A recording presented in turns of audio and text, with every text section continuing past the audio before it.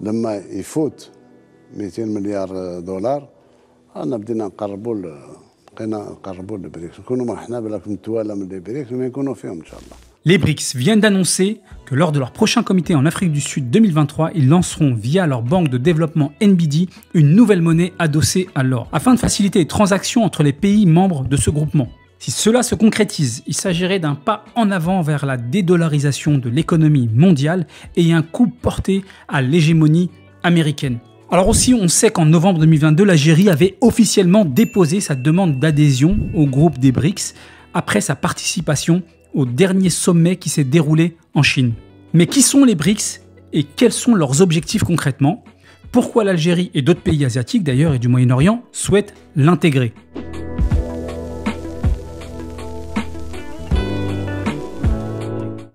Les BRICS est un groupe composé du Brésil, de la Russie, de l'Inde, de la Chine et de l'Afrique du Sud. Alors je vous donne en quelques chiffres toute la puissance des BRICS qui représentent 42% de la population mondiale, 23% du PNB mondial, en gros c'est toute la production, et 17% du commerce international, une étendue territoriale qui correspond à plus d'un quart de la planète Terre. C'est dire tout leur potentiel et ce en constante progression. Du coup, je vous disais que le président de la République algérienne, Abdelmadjid Tebboune, a présenté sa candidature d'intégration lors du comité fin 2022. Le président Tebboune a participé fin juin par visioconférence au sommet des BRICS. Il avait alors mis en avant l'approche de l'Algérie concernant l'impérative instauration d'un nouvel ordre économique où régneront parité et équité entre pays. Alors il faut savoir que l'adhésion au BRICS se fait d'un accord à l'unanimité et naturellement les pays du BRICS doivent étudier le dossier avant de se prononcer et cette adhésion peut prendre un très grand nombre d'années car d'autant plus ils vont demander un certain nombre de critères. À cette initiative, la Chine et la Russie ont favorablement exprimé leur appui envers cette volonté d'adhésion de l'Algérie et ont été rapidement suivis également par la réaction positive de l'Afrique du Sud et du Brésil. Mais l'accord à l'unanimité seul n'est pas suffisant pour voir l'Algérie rejoindre les BRICS. Comme je vous disais, il y a un grand nombre de critères qui dépendent de données économiques à satisfaire, telles que l'augmentation du PIB des pays candidats et la contribution de leur secteur industriel. Et c'est là que le bas blesse un petit peu en Algérie, il va falloir faire énormément d'efforts. De plus, les pays désirant rejoindre les BRICS devront démontrer une croissance économique égale ou supérieure à 5% par an, entre autres. Par conséquent, l'Algérie attend la mise en place de ces critères d'adhésion par le groupe des BRICS, avec la tenue du 15e sommet du groupe qui se tiendra, comme je vous disais, en août à Durban, en Afrique du Sud.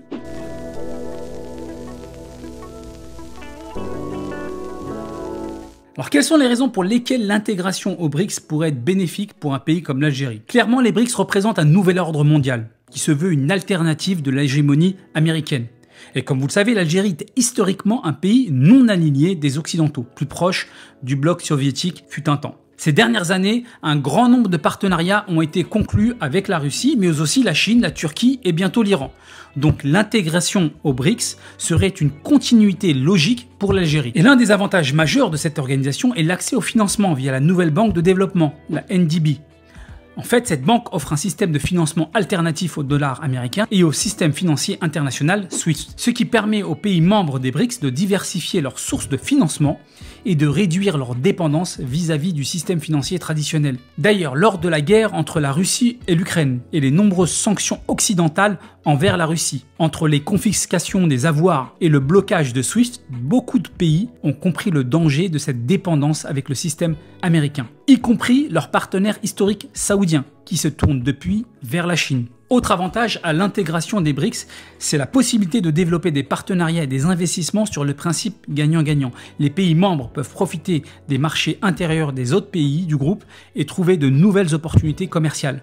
On va dire que les partenariats sont plus équilibrés que par exemple si on prend pour le cas de l'Afrique avec leurs partenaires historiques anglais, voire français. Aussi, comme je vous disais en introduction, qui dit nouvel ordre mondial dit nouvelle monnaie. Les BRICS visent à établir un système financier alternatif au circuit mondial, actuellement encore une fois dominé par l'Occident avec le dollar comme réserve de change, en créant donc une nouvelle monnaie dont la valeur serait fondée sur l'or. Ce qui a été confirmé par des sources officielles russes On comprend mieux pourquoi la Chine et la Russie achètent massivement de l'or depuis la crise financière de 2008. D'ailleurs, dans le classement mondial des plus gros détenteurs d'or, les deux pays rattrapent leur retard avec les Occidentaux. Au passage, la Turquie est classée 11e et l'Algérie se positionne 25e avec 174 tonnes d'or. Ce qui classe d'ailleurs l'Algérie réserve numéro 1 en Afrique. Cette idée d'une monnaie commune au sein des BRICS a pour objectif de remplacer le dollar américain dans les échanges commerciaux mondiaux, vous l'avez compris. Bien sûr, ces changements ne s'imposeront pas du jour au lendemain, mais c'est la stratégie qui s'impose à l'heure actuelle. À travers son adhésion au groupe BRICS, l'Algérie pourrait conclure davantage de projets et d'accords avec les membres des BRICS, en particulier la Chine et la Russie, ouvrant ainsi de nouvelles perspectives de collaboration bilatérale. L'Algérie pourrait également avoir la possibilité d'obtenir des financements pour ses projets auprès de la Banque des BRICS. Ces financements seraient essentiels pour stimuler le développement économique et la croissance de l'Algérie, en soutenant des projets d'infrastructures, des initiatives industrielles et d'autres secteurs clés. Pour les autorités algériennes, les pays BRICS offriraient leur soutien à l'Algérie en matière d'investissement, de commerce, de technologie et de télécommunications. Le BRICS, منظمة البريكس تساعدنا في التنمية أكثر من ما ساعدونا إلى يومنا هذا كل مؤهيات الماليات الدولية وهذه. لا بانك تاع لي بريكس اليوم لا دوتاسيون تاعها في 100 مليار دولار. أكثر من لا بانك مونديال وأكثر من وتمول المشاريع نتاعنا وندخلوا في التنظيم تاعهم وسياسيين نكونوا منضمين لبعضنا بعض.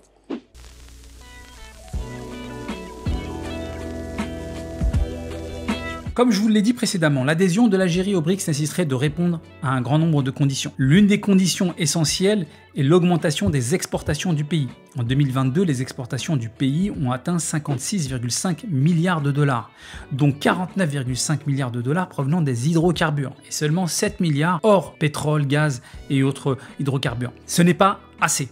L'amélioration et l'augmentation de son PIB est également important pour rejoindre les BRICS. Au cours de la même année, le PIB du pays devrait atteindre 187 milliards de dollars. Pour cette année 2023, l'Algérie ambitionne d'atteindre la barre des 200 milliards de dollars, ce qui dépend fortement de la hausse des prix du gaz et du pétrole. Si l'Algérie répond à ces conditions, elle marquera beaucoup de points concernant sa candidature.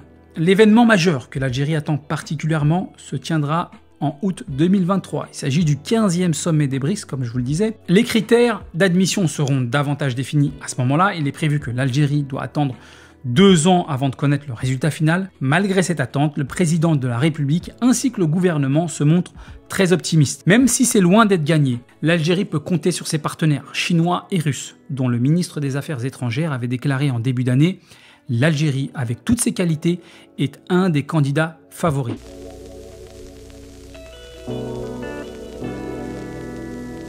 Mais alors, quelle est la vision de l'Algérie au-delà des BRICS? Alors, ce qu'il faut savoir, actuellement, le PIB des États-Unis seul représente près d'un quart, 25% de l'économie mondiale, ce qui maintient la demande du dollar américain très élevée. Certes, le poids économique des pays des BRICS représente ensemble 26% tout de même, donc on est quand même à déjà un quart également de l'économie mondiale lorsque l'on additionne la production des différents pays du BRICS. Mais les membres du groupe ne disposent que de 15% de droits de vote à la Banque mondiale et au FMI, donc le Fonds monétaire international.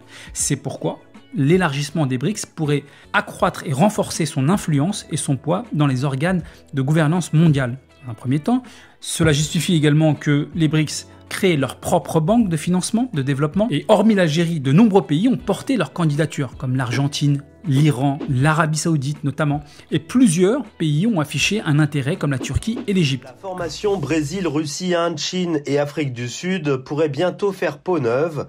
Près de 20 pays font en effet la queue pour s'asseoir à la table des BRICS, alors que les tensions géopolitiques divisent l'Occident et les autres nations. Alors, dans ce contexte économique, le secteur privé en Algérie représente une part importante du capital algérien, soit environ 85%. Cela démontre l'importance accordée au développement des entreprises privées dans le pays. D'ailleurs, plus de 1300 investisseurs attendent actuellement d'obtenir une licence avant de commencer leurs travaux en Algérie. Les perspectives d'investissement dans le secteur privé sont prometteuses, avec une valeur estimée à plus de 30 milliards de dollars d'ici 2027. Cette croissance est également synonyme de création d'emplois, car le secteur des entreprises prévoit de générer 55 000 emplois d'ici les 18 prochains mois. L'Algérie dispose de réserves financières solides. Les réserves de change du pays ont atteint 66 milliards de dollars à fin mars 2023. S'ajoutent à cela les réserves internationales qui ont augmenté pour atteindre 61 milliards de dollars à la fin de 2022, ce qui couvre environ 16 mois d'importation de biens et de services. L'Algérie a de plus réussi à diversifier ses exportations en dehors du secteur des hydrocarbures, même si, encore une fois, ça reste assez faible. Comme je l'ai précisé précédemment, en 2022, les exportations hors hydrocarbures ont atteint 7 milliards de dollars, ce qui explique une progression annuelle de 30% tout de même. Pour cette année, l'objectif fixé est d'atteindre 13 milliards de dollars, ce qui contribuera grandement au développement économique du pays. Dans cette dynamique, l'Algérie prévoit d'augmenter son taux de croissance à plus de 4,5%. Donc on n'est pas loin des 5% exigés par le BRICS. Et vise à atteindre les 10 milliards de dollars d'exportation hors hydrocarbures d'ici la fin de l'année 2023. Donc il faut savoir qu'en 2022, la croissance du PIB hors hydrocarbures a progressé de 3,2%. Cette tendance positive devrait se poursuivre en 2023 avec une prévision de croissance de 3,4%. Encore une fois, là on parle hors hydrocarbures. Le frein qui pourrait entraver l'adhésion de l'Algérie au BRICS serait son PIB. C'est pour cette raison que l'Algérie vise à accroître son PIB et atteindre la barre fatidique des 200 milliards de dollars. Alors le déficit budgétaire de l'Algérie devrait connaître une réduction significative passant de 7,2% du PIB en 2021 à 0,9% seulement en 2022. Cela témoigne des efforts déployés par le pays pour améliorer sa situation financière. Donc en gros, l'Algérie est très peu endettée. En d'autres termes, l'endettement de l'Algérie présente une situation plutôt favorable selon le FMI. Elle est le pays arabe le moins endetté en 2023 avec un taux d'endettement extérieur de seulement 1,6% par rapport à son PIB. En plus des BRICS, l'Algérie a déposé une demande pour devenir membre observateur au sein de l'Organisation de coopération de Shanghai. Cette organisation, qui représente 20% du PIB tout de même du globe, regroupe la Chine, la Russie, l'Inde, le Pakistan, le Kazakhstan, le Kirghizistan, l'Ouzbékistan, l'Iran et j'en passe, qui l'a également rejoint cette année. Avant de devenir membre à part entière, l'organisation exige que les pays candidats passent par une phase d'observation. Cette décision d'adhérer à l'OCS s'inscrit dans le cadre de la volonté de l'Algérie de préserver et de défendre ses intérêts nationaux. En effet, le rôle de cette organisation s'étend de la politique aux questions économiques. Aux côtés de ces demandes pour rejoindre les BRICS et l'OCS, l'Algérie a remporté une victoire diplomatique en étant élue membre non permanent au Conseil de sécurité de l'ONU pour la période 2024 à 2025. Et lors du déroulement de l'Assemblée générale des Nations Unies juin 2023, l'Algérie a obtenu un soutien massif avec 184 voix sur 193. L'adhésion de l'Algérie au Conseil de sécurité de l'ONU est une victoire diplomatique, permettra à l'Algérie de participer activement au débat sur le maintien de la paix et de la sécurité internationale. On espère que cette victoire diplomatique sera suivie d'un succès économique en intégrant les BRICS le plus tôt possible. Peut-être cet été 2023, peut-être dans quelques années. On espère en tout cas le plus tôt possible.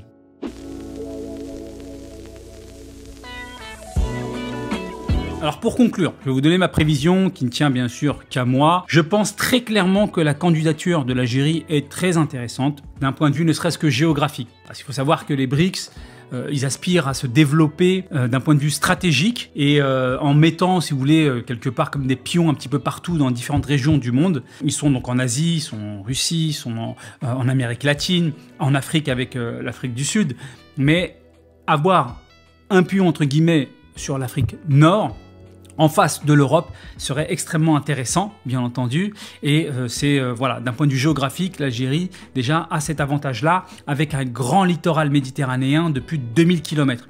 Énormément de ressources naturelles, comme on le sait tous, une grande réserve d'or, comme on l'a vu précédemment, et enfin aussi un des plus vastes territoires d'Afrique. Donc tout ça fait clairement une candidature algérienne extrêmement intéressante. Ceci dit, malgré les énormes efforts économiques entrepris ces dernières années, surtout ces dernières années, parce qu'il faut savoir que l'Algérie part avec un gros retard pendant des années, pendant des décennies, il y a eu une paralysie. Là, ces dernières années, on constate une nette accélération. Ceci dit, ça reste encore en dessous de certains critères d'ailleurs qui ont été énoncés, qu'on a vu, avec un PIB qui est inférieur à 200 milliards. Et donc du coup, sa candidature pourrait souffrir d'une comparaison avec l'Égypte, qui est également en Afrique du Nord, géographiquement, qui a une population 2 fois plus importante, un PIB beaucoup plus élevé, et qui est d'ailleurs également déjà membre de la banque de développement NDB, donc des BRICS, qui pourrait bien sûr être un gros avantage. Du coup, selon moi, l'Algérie peut ne pas être admise prochainement, au profit notamment de l'Égypte, mais très clairement, ce n'est que partie remise, tant son profil est stratégique et extrêmement intéressant.